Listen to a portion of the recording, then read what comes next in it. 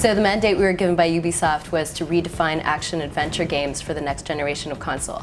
That's quite ambitious, but the team was really excited to be given the opportunity and the amount of time that we need to do it. So basically the core team from Prince of Persia: The Sands of Time, right after that game broke off and started building this game, all of the technology from scratch, and prototyping and redesigning gameplay to really be next gen.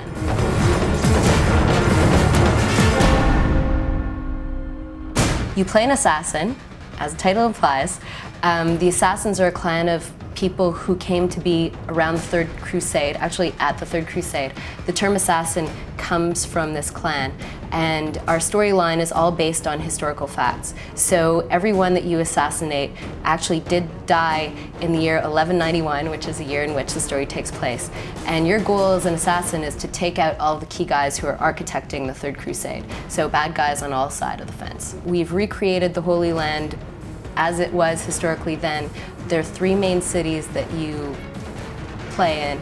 One is Jerusalem, one is Damascus, and one is Acre. And then you've got all the surrounding countryside, the North Kingdom, the South Kingdom. You also have a bit in the forest, which is where this historical battle of Arsuf took place between Saladin and Richard the Lionheart.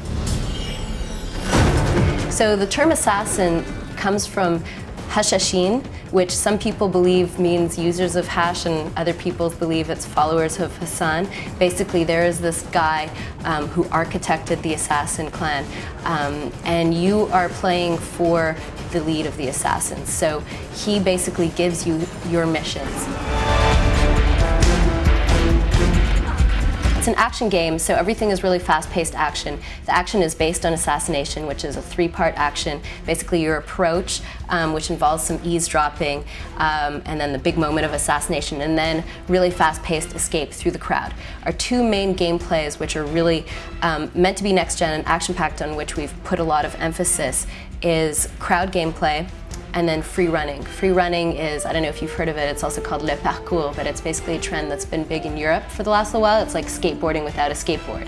And so what we've recreated is cities that are completely interactive. And the rule is anything that sticks out 2 inches is an interactive ingredient. And so basically you get to run around completely free form using the buildings and then also using the crowd. There's a little RPG element too, which is that your assassin does evolve. You kind of level up and you can get new cool weapons, new cool stuff, new abilities.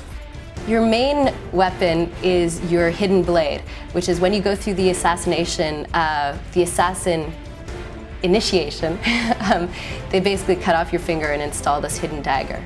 And the hidden blade is what you use during your assassinations to get information from people. So throughout the story, you're not only taking out these bad guys who are architecting the Third Crusade, but you also end up finding out bits of information from them about this bigger conspiracy that's going on.